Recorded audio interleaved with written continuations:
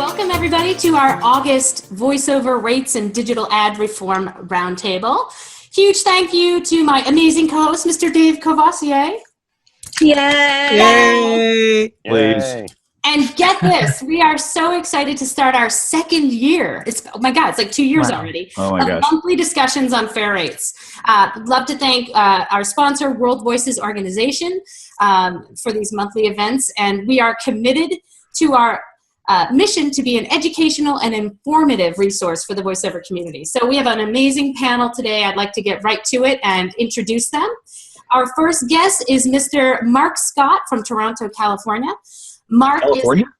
Oh, excuse me. Did I move? Did I say California? Oh my God, I'm looking at CA and I'm like, that's California. No, Canada. Our international client. Thanks, Marc. I know these things. So Marc is a full-time professional voice talent and voiceover business coach.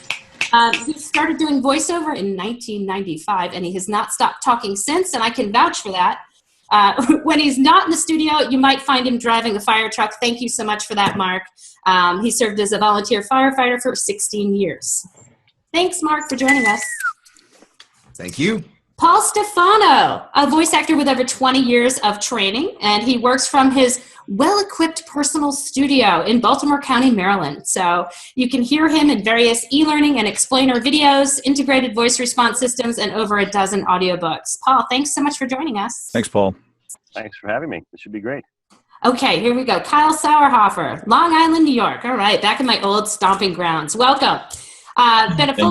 Been a full-time voiceover since September of 2015 and received his training from Edge Studios in New York City. They also produced his commercial demo, and I believe you're working now on a narration demo as well with Edge. Yeah. So prior to being in VO, Kyle spent the better part of a decade as a sales trainer for a major telecommunications company. So thanks so much for joining us. Pleasure to be here. Joe Murphy. Hi, Joe. Hi. Joe's been a full-time VO since April of 2016, and his goal is to document how he's building his business with his blog and his YouTube channel. That's awesome. I love it when people share resources. Thank you for that. And mostly so far, you've been working on e-learning jobs and a few commercial projects. Thanks for joining us. Thank you. Miss Katherine Curriden, voice actor, WoVO member, producer of VOBS TV. Woohoo, we love VOBS TV and WoVO. Monday nights with Dan and George, and you've had years of corporate public relations and marketing. Thanks for joining us today. Thank you. Marisha Tapera has been doing narration and commercial voiceover since 2002, and some of her credits include American Combat, Discovery Channel, World Bank, and American Funds. So she's currently training with me, yay, and taking the study of the business side of VO from theory to practice. So welcome, Marisha. Thanks so much for joining us. Thank you so much for having me. Great. I'm going to turn this right over to Dave for our first round of questioning today on rates for newcomers in the business versus seasoned pros. Thanks, Ann. Well, just by way of comment to introduce, there are no college degrees being offered in voice acting. So that means freelance voice actors are pretty much left to their own devices when it comes to being educated, finding work. There's plenty of coaches and demo producers with get-rich-quick schemes out there. Kind of a Wild West, sort of a minefield you have to step through. Many are selling the dream, and they're not doing it for $5, as we know. Plus, you got everybody telling you, you need to not sell yourself short. So as a newcomer, you have to do your homework. Now, I know for a fact that Kyle did because he sent you and me a letter, Ann, and he found it pretty confusing. One of the things he said in his letter to us was that legitimate coaches and those who are not so legitimate have much the same approach. They do webinars. They charge a little bit. It's hard to discern the good and the bad. Mm-hmm. The same approaches from both goods and the shysters. So, Kyle, I'd like to start with you. I hope you don't mind my picking on you, but you've really done some homework here. You sent Ann and me a very erudite letter, and you had one particular question that stuck out to me, and that is, how do newcomers find the job and the experience they need so they can graduate themselves to the next tier of compensation? Do you want to talk about that? Yeah, sure.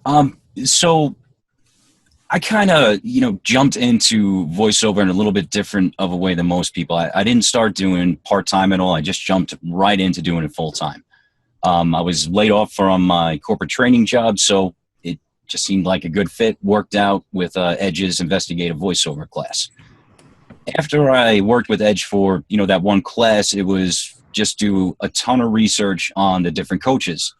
And as you all know right now, it is just obnoxious how many different coaching schools there are, how many different coaches, and it is just mind-blowing like how many thousands of coaches there are. I mean, it seems almost like every VO is almost going to do coaching within a couple of years. So what I was starting to find, Edge just seemed to fit with me being in New York City and different things like that. A lot of great group of people there, a lot of different coaches. I liked that particular spot. But some of the other things that I've seen where it's just really one or two people who are doing these particular classes and you're not really getting that much of a variation in any of the coaching or the skills, and it's not really their particular field. And you hear that a lot from the coaches too, stick with your niche. So how are you going to coach everything if that's not necessarily your niche where you're making the money? So that was really something that was bothering me quite a bit and trying to wade through all of the different websites and everything like that. Even stuff where you have your Fiverr program that went out with Lance's thing and everything like that. It's just a mix of, okay, how do you want to start? How do you want to make more money to get more coaching and do the things that WoVO encourages us to do? And where's the best spot to really find out the true opinions and real experiences of this and not just the good inspiration that they put up on their website. Yeah, it must be really frustrating. All advice sounds good. Which one's true? Right. Yeah. Joe, you're relatively new. We mentioned that you started in April. Has this been your experience as well? Yeah, it's been really overwhelming to find good quality information. And so part of my kind of strategy has been to reach out. That's how I reached out to Dave just to get an honest perspective on what it actually takes to make money doing the job rather than read all these sales pages and see, are they making this much money? Can I just, insert this activity each day and I'll be making that money too? I knew that it was probably a little bit harder than it seemed. So I just devoured your blog, watched a lot of YouTube videos, and some were good, some were bad. And I've just been trying to put into practice the simple things that I've seen over and over again and see what works for myself.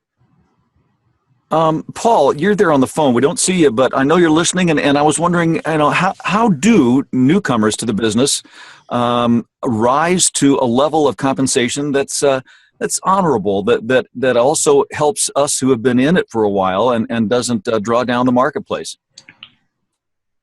Well, I think there's a bit of trial and error involved. And I think, first of all, you need to do your research.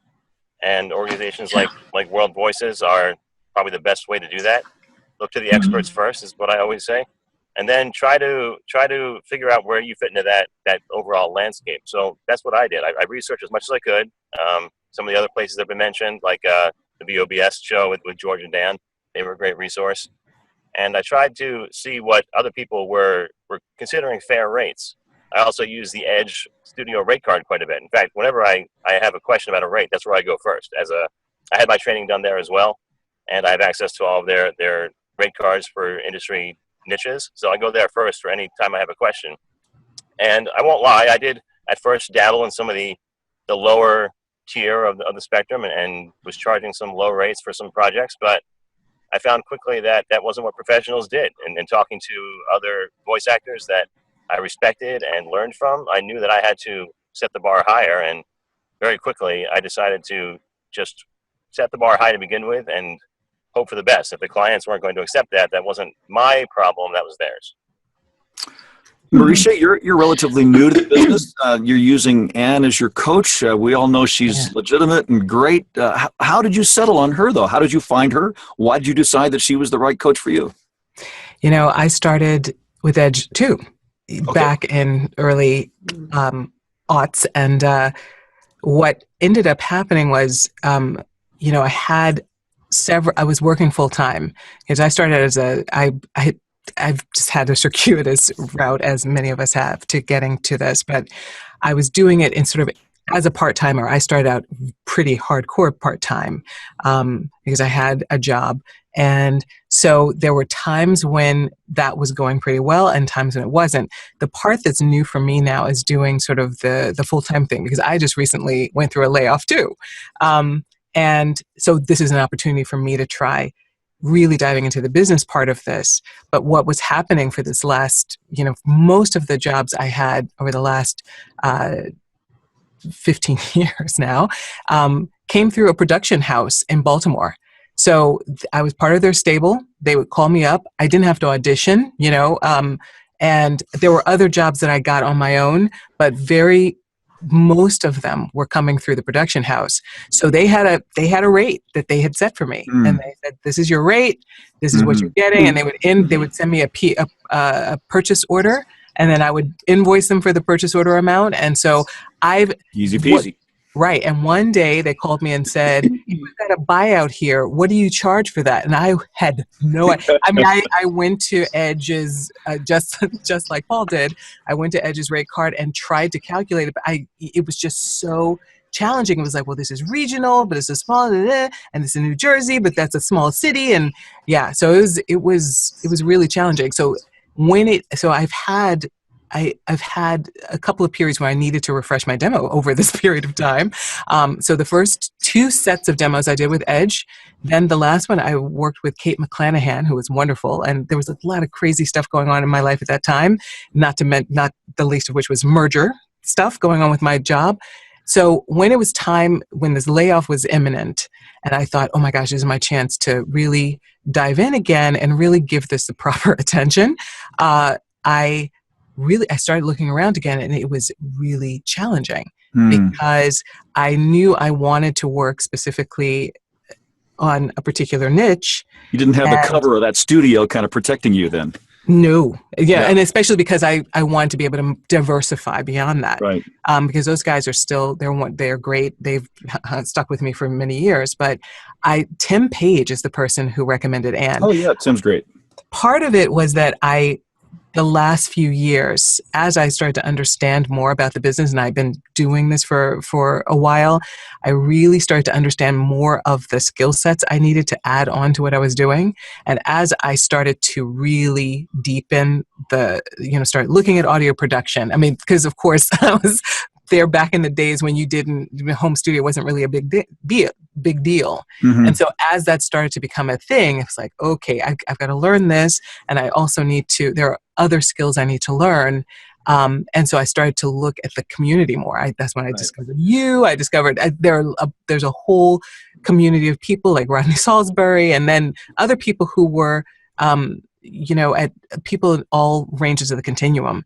And so as I followed them, it was really helpful. I kind of stalked Tim a little bit because I saw him in a couple of places. He does a lot of work on the entrepreneur side, the entrepreneurial side, and like internet marketing. And so I was seeing some stuff over there, and I discovered him there. And then I saw him in World Voices. So I finally, wrote him a note and said, "Who do you recommend?" And he recommended Anne. And I had seen Anne through another channel. So it was like, she looks great. And then I got a vetting from him. So it was incredible. You kept asking questions. You kept searching. You kept doing your homework. That's so important. I want to ask Marc, because Marc, you now market yourself as a business coach, and we all know you to be a well-established voice actor. We all started somewhere, probably not at the top tier of compensation. Is it okay for a newcomer of voiceover to accept a lower rate to get started? Where else are they going to get experience? I think that's natural, and I think that I did it as well. I think where the education part needs to come in is, I liken it to professional sports. So there are athletes in professional sports that are making tens of millions of dollars to play, but there are also athletes that are making the league minimum because they're not at that tens of millions of dollar level. But the fact is, there's still a league minimum. There's a set fair market for the league minimum. And I think that's where the education process comes in, where we need new people coming in to understand that $5 is not the fair market league minimum, so to speak, for entry-level voiceover work. And so I think it becomes a big education process. And one of the things that I love about what's happening, and I've seen it kind of develop over the last couple of years, So when I really started going part-time, which would have been like 2005, 2006, somewhere in there, and as I worked along, there were, voices.com had a rate card, Voice123 had a rate card, Voice Realm had a rate card. All three of them were completely disconnected from each other. Like there was no consistency anywhere. When you did a search on Google for voiceover rates, you couldn't find anything because every talent just had a, for a rate quote, email me. Like it was like this big top secret thing that nobody wanted the rates to be revealed, and it was a total taboo subject. So how do you figure out what the league minimum is, so to speak? And so that's what I love about the fact that the conversation's happening now. Like I think GVAA's rate card is brilliant because it offers, here's the lower end, here's the middle end, here's the higher end. And the lower end is still fair. So that's the Global Voice Acting Academy. They have just come out with a new rates resources sheet. It's updated constantly. It's really well done, and it's you can link to it from the WoVO site, or you can just go to Global Voice Acting Academy and find it yourself. It's free, and it's great. Thank you, Marc. I wanted to get to Katherine because she's the last one that hasn't spoken yet. Katherine, you've got this vast marketing experience. You've seen freelancers come and go in all sorts of areas. What's common for freelancers to get started? Is it okay to charge a lesser rate to get going and then work your way up? What I did first before anything that I recommend is research. I mean, when you see people on Facebook say, "Hey guys, what microphone should I use? What code should I do?" People, do your research first. Get on Google. It's out there now. And then networking. I mean, hey, Katherine, yes. we're noticing that you're breaking up a whole lot, almost to the point where we can't understand you. My message on the screen here is that your network bandwidth is low. Would you mind signing off and try signing on again? Okay. And we can cut this part out of the video that goes out to viewers. I really just want to hear what you have to say, and I think it's. Well, I'm sorry. Okay. No, it's okay. These things and happen. also maybe try to just cut your video too, if that still is a persistent issue.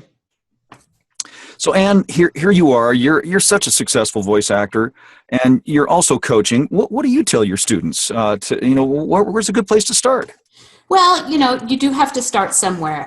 However, you're never going to be successful at making a profit in your business if you are continually charging your newbie rates or your lower rates than the market price. But isn't it hard to go to a client who's used to this low rate and then saying, "Hey, by the way, I'm going to start charging you more now"? How do you accomplish that?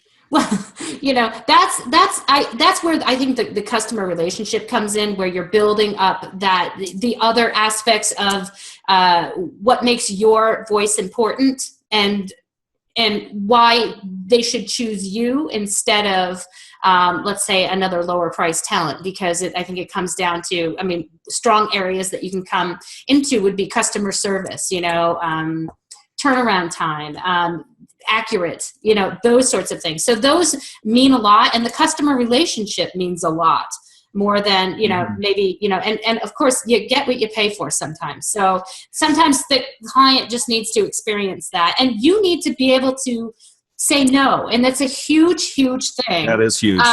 That you have to have the confidence in yourself to say no, so that you can spend that time that ordinarily you would have done, doing a huge job for a low amount of pay, but you can spend that time then researching clients and customers, or working with clients and customers who have a budget to pay you. So I've said no already 3 times this week. To clients who said, sorry, that's just not in our budget. And it's okay. It takes a long time to get to that point. I've been doing it full-time 10 years. It took me a long time to get that confidence. And that's what I think is so wonderful about this community, is that if we can just inspire each other to be confident.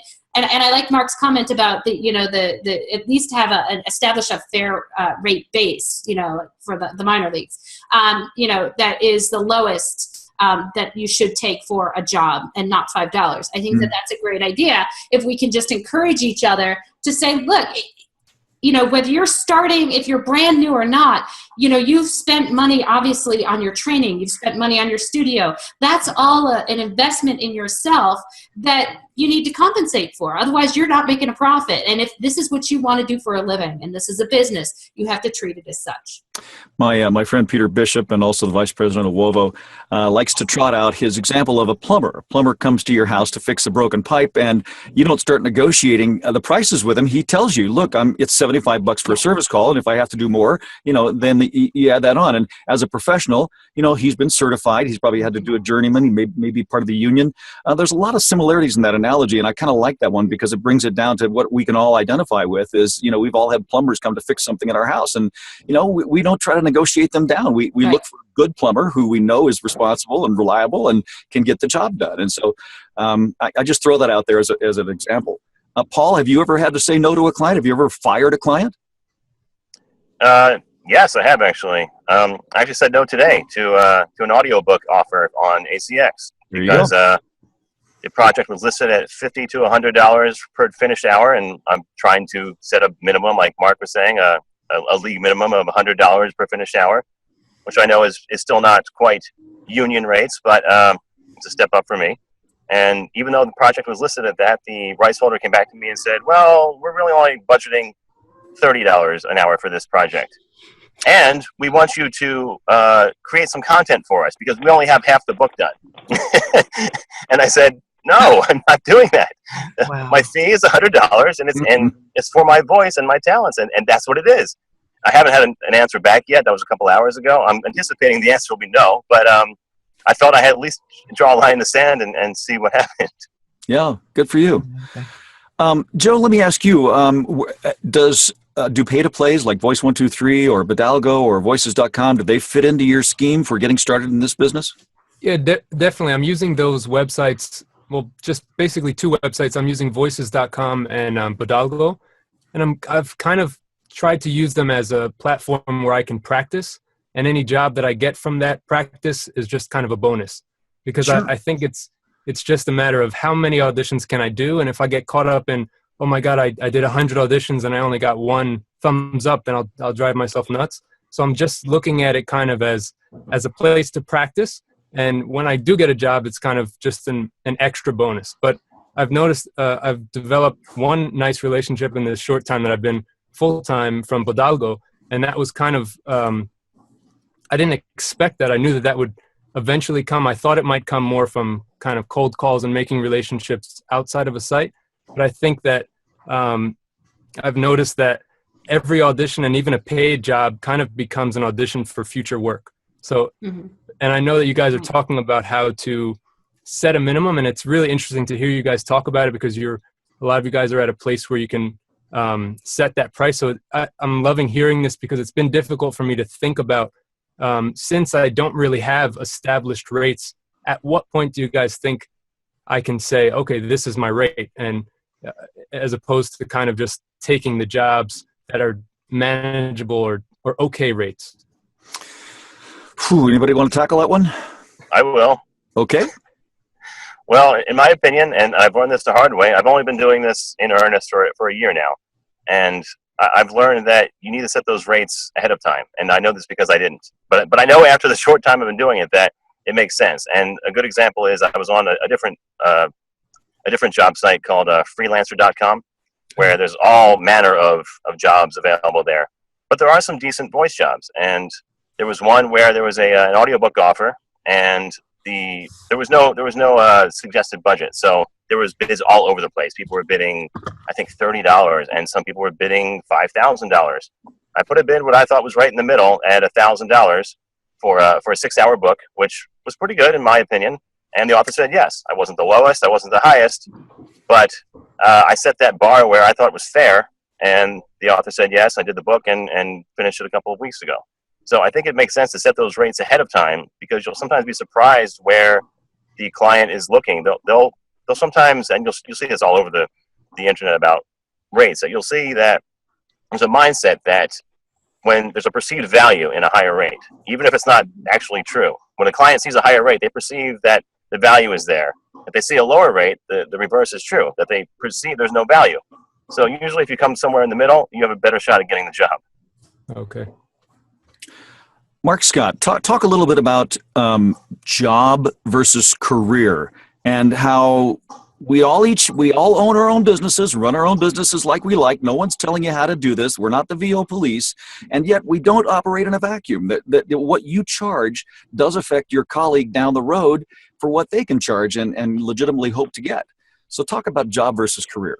I think one of the things that I see, and if a talent sends me a connection request on LinkedIn and they have themselves listed as a new talent, the very first thing I'll do is send them an email and say, take out the word new. You're not a new talent. You're a talent. You don't go and say, I'm a new plumber, to use the plumber example, right? I think that there's a big, I don't even know if it's like a myth or a misconception that exists within the voiceover business that is just within the talent side, where we assume that the amount of experience that we have, or whether we're new or not new, actually makes a difference. And so I've never had a client say, after I've auditioned and they've said, I want to hire you for a job, I've never had a client say, wait a minute, I want to know, are you new at this? Have you been doing it for 6 months, or is this your career? It's never come up. But yet, from the talent side of things, we market ourselves as new talent. We think of ourselves as new talent. Well, if you've done the work, if you've done the training, if you have a great demo, if you've done the coaching, then whether you're doing it part-time for beer money, or it's your full-time job to, pay your rent or your mortgage or whatever the case may be, then if you can deliver the goods, you can deliver the goods. That's what a client's looking for. No client, again, I've never had a client turn me down because of years of experience. And like Joe and Kyle, you guys might be able to speak to this. Like if you've submitted an audition and the clients got back to you and said, we'd like to hire you for the job, have they ever asked you, are you new? Like, have they ever offered a different rate structure? Like, well, you quoted $250, but if you're new, we kind of only like to pay you $150, right? Like it doesn't work that way. So I think, whether you're doing it part-time, whether it's a hobby, whether it's a full-time thing, the biggest thing is how you perceive yourself. How you perceive yourself is going to set the tone for how others are going to perceive you. And if you perceive yourself and put yourself out there as a rookie or a hobbyist or whatever, then yeah, it's going to be reflected in the clients that you work with and the rates that you're able to charge. Whereas if you just consider yourself a working talent, regardless of whether it's 5 hours a week working talent, 20 hours a week working talent, or 60 hours a week working talent, that makes a big difference, I think. Yeah. Catherine, is that you on the phone, 760 area code? Yes, it is. Yes, it is. Hey, we San can hear you Diego. just fine. I wanted to get back to you. Thanks for calling back in. Again, I wanted to ask, based on your experience as a marketer, we all think of ourselves as capitalists here in North America. I mean, there's a certain amount of free market play here. How much credit do we give that when we start negotiating? Do we allow for that? Well, I think sometimes you need to. You might, depending on your age, of course. Even agents look at what your background is, what your world experience is.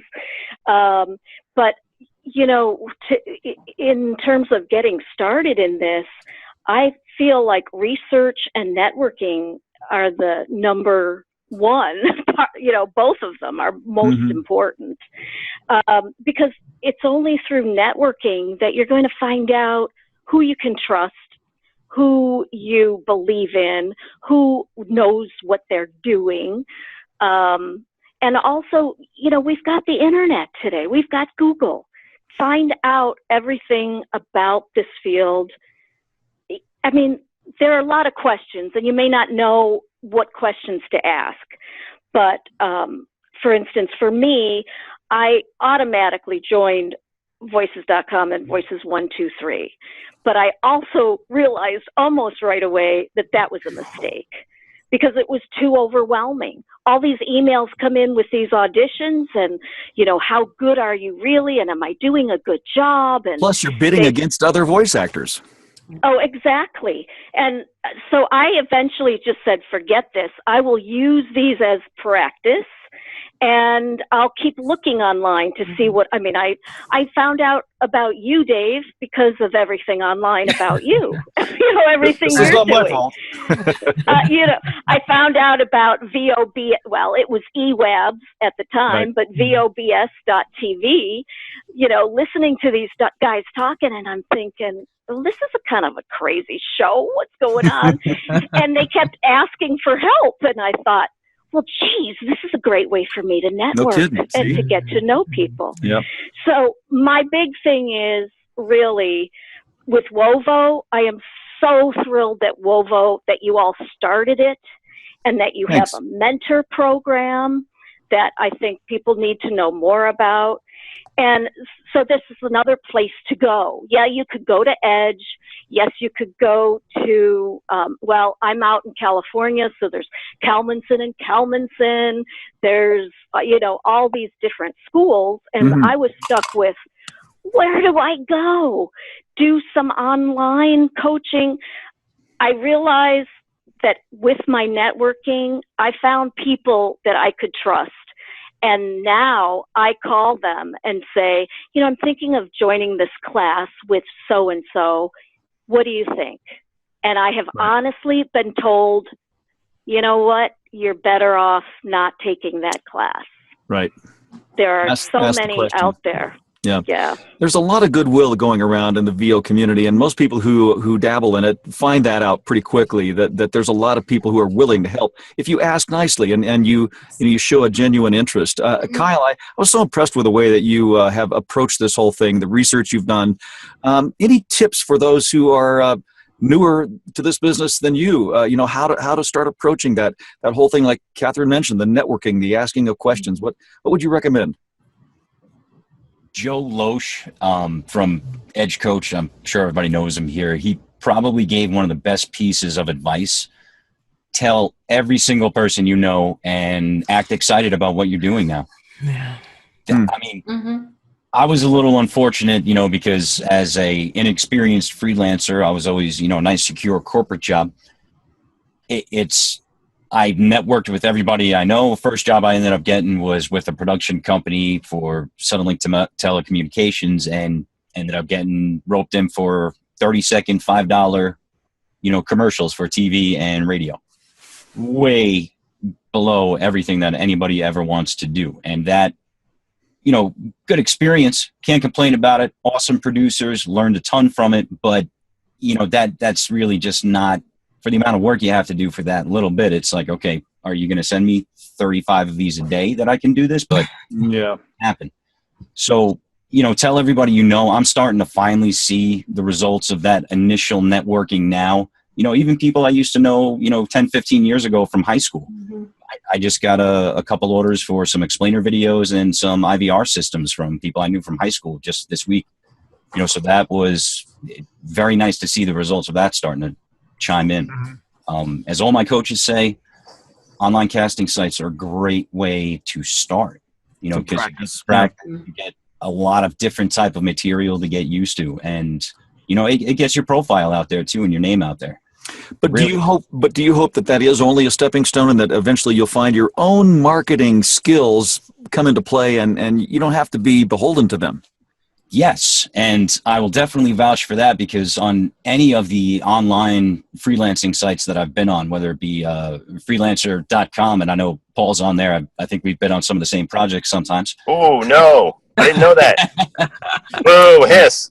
We were pretty close in our rates, though, so even things like, I know, you know, the dreaded words, but even places like Fiverr, where it doesn't always have to be just a $5 job. You can get close to realistic low-end rates with it.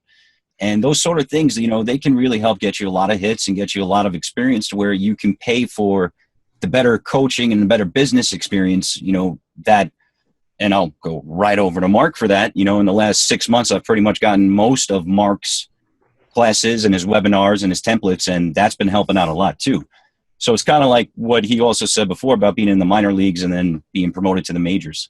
You know, I want to get these client books. I want to get this more coaching. I want to get these more demos, but how do I get the money for it as possible to really make that dent and start doing my marketing plans? Yeah. So, Marisha, and then Joe too, I want to ask you both this question because you seem to have done what I've always recommended for this business, and that's to immerse yourself totally in it. The enthusiasm that Kyle mentioned. And so, how now are you taking that enthusiasm and that immersion and turning it into good marketing techniques? Ooh, we're still in early days here. I mean, I think part of it is that you're raising an important question that Anne has had to kind of take me by the lapels and get you in a headlock and try. Yeah, she's been trying to help guide me through this sort of a little bit of a head trip because it's absolutely incredible to work alongside and work with colleagues. Like, this is amazing. It's what the first however many years I was doing this, it really was kind of in a vacuum.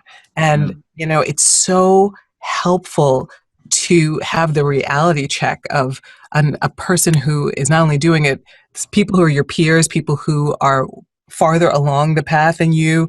That is hugely helpful. Keep you from kind of getting a little kind of panicking. I mean, I feel like some of the people who are they're trying to make money. They're just trying to make money. They're hearing a lot of stuff from internet marketers in general. I mean, because there's a ridiculous amount of information out there on that topic, and the tactics are about scaling stuff versus the sort of really like relationship-based businesses that we have to have. So I have all of this information that I'm having to sort of learn how to act on. And I think the action is the part that gets you moving, right? But you don't want to misstep. There's also that sort of balance of, okay, I need to have, this incredible demo that Anne is working on for me in this area. I have an older one, and now, it really is time for me to do this newer one. So, and I've been working on, you try to put a bunch of pieces together, and then there are other people who just say, get out there and do it. So it's finding that balance it feels a little precarious, as exciting as it is. Yeah. Joe, we're going to open a time portal, and we're going to send you back to your April Joe Murphy self. What would you tell that person? I would say after these first couple of months, I've realized how incredibly receptive voice actors are. And I think, I don't want to make you blush, Dave, but you're kind of a big deal in the voiceover world. So me reaching out to you, I almost didn't reach out to you because I figured, he's not going to have time for a new guy starting out. And then I tweeted at you and you wrote back, yeah, sure, let's do it. Let's talk. And it's just, so that type of interaction between voice actors at such different levels, the fact that we are talking right now and I'm a couple months in and some people here have been here for decades, it's just incredible that we can share this knowledge and that I can learn from all of you guys. So I would say if I could go back in time and to April, I would say just start reaching out to people the first day rather than spending that whole day auditioning on voices.com. Just definitely. And having conversations with people right away. And if I can just say something about, those of us that have been in the business for, 10 years versus maybe 2 months, we've had time to cultivate relationships. And I really do believe that, that is a huge part of why we don't have to depend on, sites like maybe Pay to Plays or Fiverr, or you know what I mean? And so we've got that happening. And so if we can help you to understand the importance of developing relationships with clients from multiple sources of opportunities, you really have to present yourself with multiple sources, not just a Pay to Play or not just Fiverr, or not just, it has to be multiple sources, and then cultivate and develop those relationships. Yeah, if you find yourself depending on one client solely and they happen to go away, then where are you? Yeah. That kind of a thing. Yeah, for sure. Marc, what would you say to yourself going back to 2005? I think about on the fire department. When you join the fire department, you go through about 4 months of rookie school. And after you're done your training, you're on the trucks. So you're 4 months on the job, but you're on the trucks with the guys that have been on the trucks for 5 years, for 10 years, for 15 years, for 20 years. And you're doing the same stuff that they're doing. Yeah, they're not going to throw you into a fully involved structure fire by yourself, but you're still there. You've completed your rookie school, you've done your training, Now you're doing the job. And I think that I took way too long to be confident. Even though I was booking work and I was making money, it took me way too long to feel legit. When you get onto social media and you join some of the groups on LinkedIn or on Facebook or whatever, and you see all these different voice actors talking, and this is not, I don't mean this in a negative way, but it's really easy to look at some of them and really think that they're like a totally big deal and be really intimidated because of the way that they talk and the way that they present themselves. And they're, every day they're telling you about this job that they booked and that job that they booked and whatever. And all of a sudden you're like, Yeah. I do not belong in this game. Yeah. Type deal. And I would definitely tell myself to avoid all of that drama as well. Run your race, run your race, do what you got to do to build your business, to grow your business. Yeah. That, and don't pay attention to the feedback on pay-to-plays, the star ratings. Yes. That makes people crazy. Yeah. It makes people crazy, and it doesn't always mean what you think it does. It's a head game. Like Marisha said, it's a head game. Yeah, sometimes those brags or those humble brags can get you in trouble with clients who didn't expect you to be talking about the job you just did with them either. But Paul, let me ask you this. Do you see a day when you will tell your clients, look, I don't even turn on my microphone for less than fill in the blank? Is that something you aspire to? No, I don't think so. And the reason why is because of what we talked about, that every client is a relationship. And it has to depend on the relationship with the client, whether it's a repeat client, whether it's somebody who for whatever reason has a certain budget. For instance, you may have seen on my website, I have an entire page dedicated to nonprofits because I do a lot of volunteering locally, and I feel strongly that should be something that is incorporated in your business. So if a church calls me up and has a need for intro to their mass, I may do that for free because it's a nonprofit and something close to my heart. So I think you want to set a scale, obviously, like Marc was talking about, but I don't think there's ever a point where you can say, no, this is my limit, because I feel you'll cut yourself out of too many opportunities, and you may just sound like a pompous jerk too, honestly. So, Anne, you live and work in Hollywood, and yet I think I've heard you tell me that the bulk of your work is e-learning. You do well with that. Corporate narration. Is there a perceived difference in the market pay between New York and LA and the rest of the flyover states?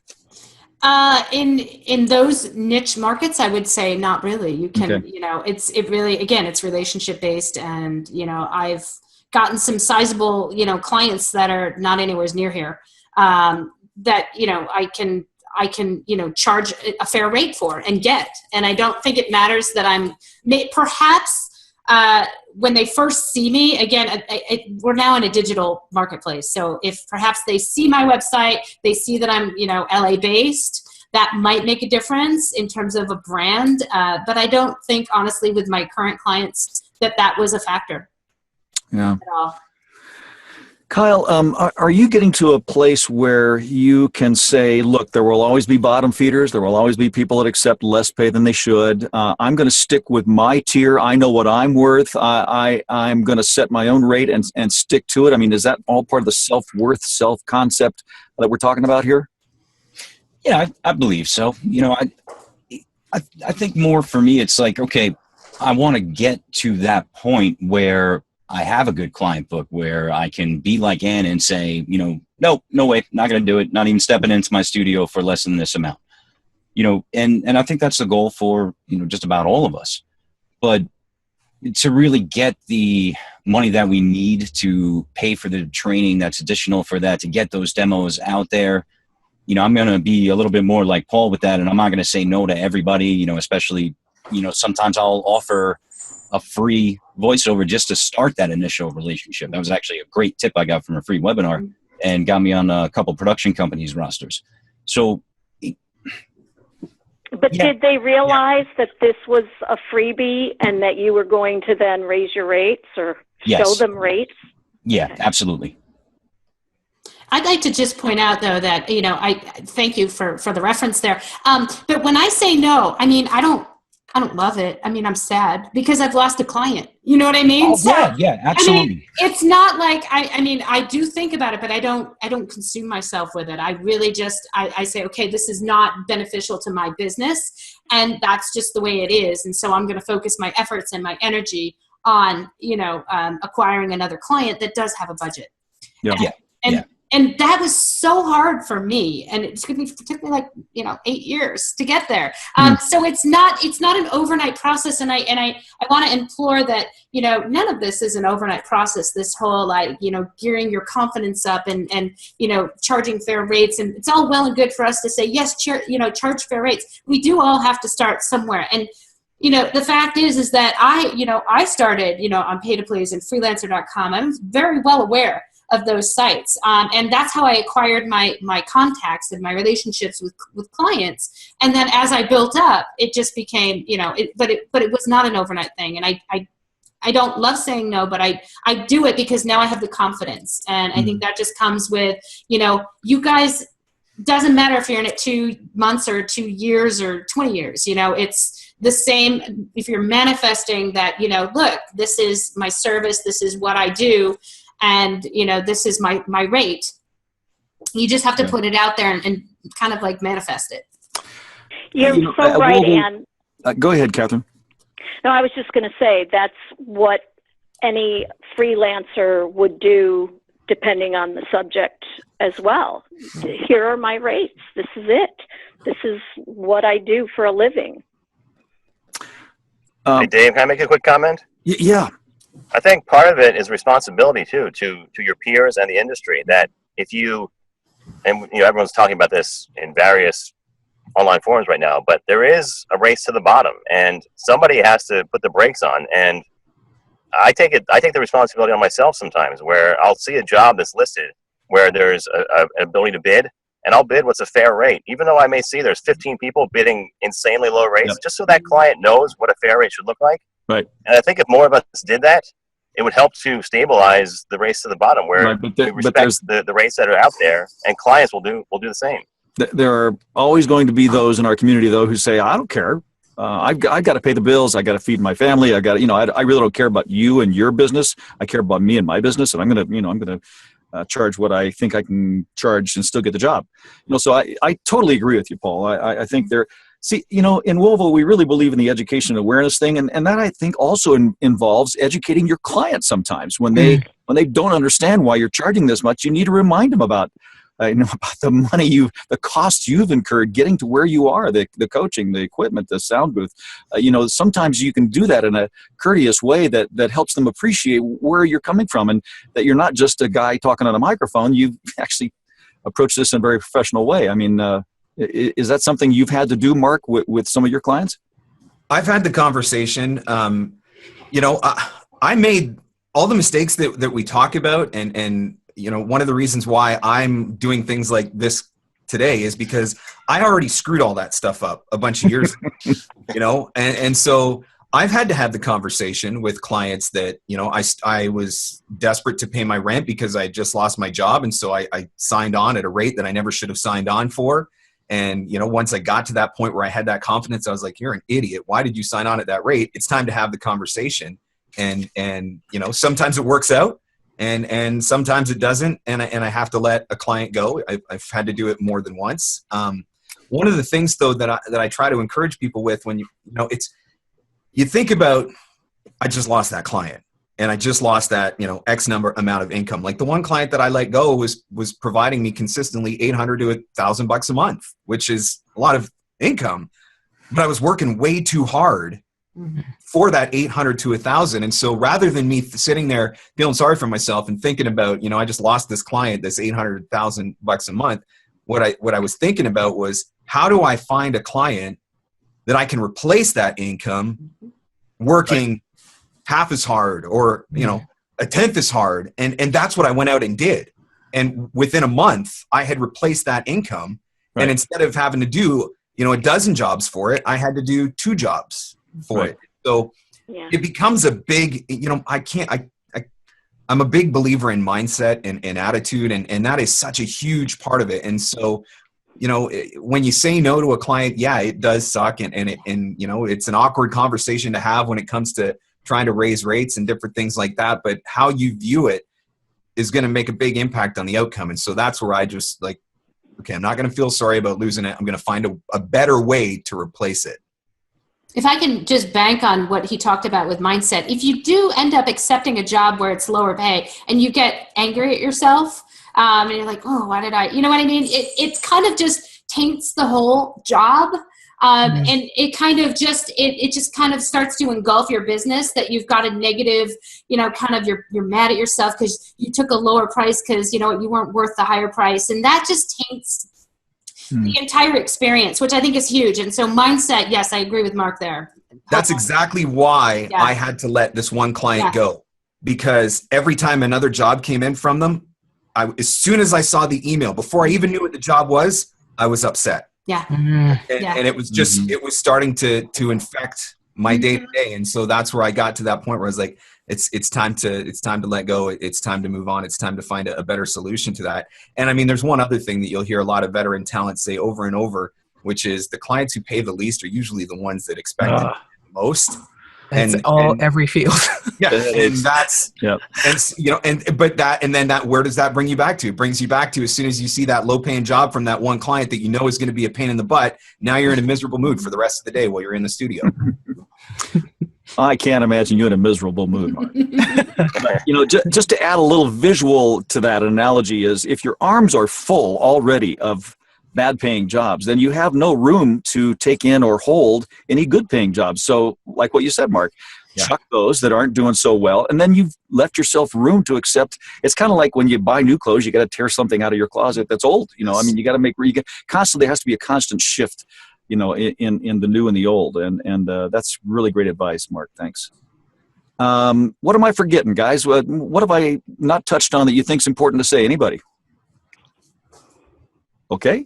I was just going to say something just briefly. Is one thing I do feel sometimes, as we talked about, when you're looking at Facebook and everybody has, talking about this job and that job, is, immerse yourself in it and do action, action, action. And I want to say, but also you need to sit down and think about it and look at what you're doing. And like Marc said, how are you feeling about this job or this area that you're trying to bring jobs in for? If you're not getting narrator type jobs, then maybe it's animation where you belong. So I think we have to also sit down and look at ourselves. Do you know what I'm saying? Be open to criticism. Or you want people that you trust to critique you. Yes. Right. From mentors and people that you trust. Yes. But also in numbers. If 5 of your peers tell you stink at narration, maybe you should stop doing narration. Exactly. Yeah. What is it that Oprah says? You can be hit on the head.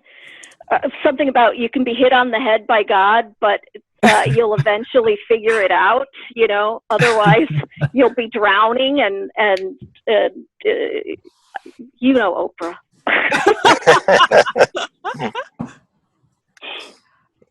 Actually, that does make me want to ask one other question, because I was thinking about what Dave, in your blog post that sort of introduced all this, the future of the market, I guess, is the other thing, because part of what seems to have engendered some of this grappling that we're just talking about today is shifts in the marketplace. So we know there's been big tech shifts, and now we're possibly going to VR, possibly doing something else. Anything's possible. So adaptability, I feel like, is the other challenge. Agility.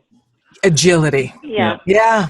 So how you trying to figure out what you need to be building and what skills you need to learn that are going to make you most agile.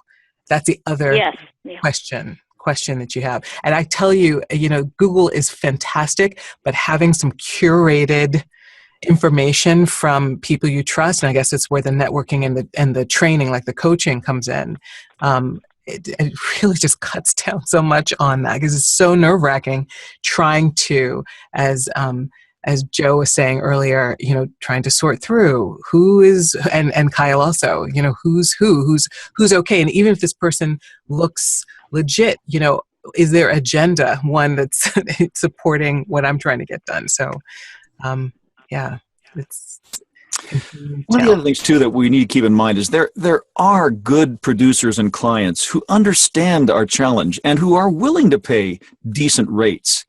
But you got to ask them. You got to let them know that you are of that quality. I mean, not everyone is looking for bottom feeders or the least bid. There are plenty of good clients out there that understand. And what I think Paul said was really important is, have that self-worth and ask for the higher price, because whether or not it's true, the perception is you're worth that price. So try to be worth it. Oh, it's true. It's always better to start, I think. Start at your higher rate, and then you can negotiate. Yeah, it's easier to negotiate down than it is to negotiate up. Exactly. Drop down selling. Yep. So. Either educate and get the better price, or maybe it's time to say no and drop a client who's the 20% of the problem client, or the 80% of the problem clients who pay the worst. It's okay to say no. Yeah. Can I ask a quick follow-up question of what we were just talking about with that? Kind of like the future of the business, right? So in most businesses that we've seen throughout history, as production costs, as everything starts to drop down in price. And I'm not talking about like the end product for the client, but as everything drops down in price to create something, doesn't that automatically affect the end dollar value? So as we're seeing now, amazing microphones that are coming out for, a mid-range of, $700 or less. Or now if you have a really good treated room, you can use a $300 mic and still sound like you're on a U87. It's with all of that, if we can make the voiceovers cheaper, if we can do all of these things faster, easier, more conveniently, for the future perspective, how do we see the rates not dropping down?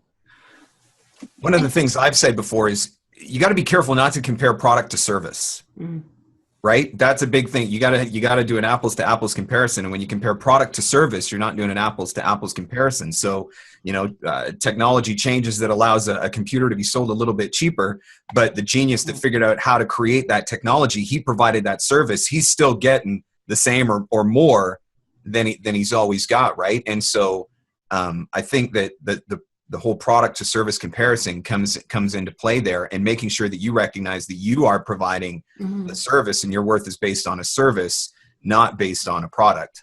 And I think too, it's also like a brand. Like I will pay more for specific brands if you've become that brand. Like I buy Kleenex. I don't buy the cheaper brand. I buy Belkin cables. So it's you as the brand. Like, oh, I want to buy, and I need that voice. I need Marc Scott voice. I need, Marisha voice. And I think that it becomes that where you're manifesting that service-based job where you're worth that money. It's, Look, everyone, it's been an hour, and I want to be respectful of everyone's time. And so unless there's something burning inside that you have to say, I want to try to bring this to a close. I want to say thanks to my my unbelievably capable and beautiful co-host, Ann Ganguzza. Marc Scott, you're the greatest. Paul Stefano, Kyle Sauerhoefer, you guys are awesome. Joe Murphy, Katherine Curriden, thanks for sticking with us and coming back on the phone.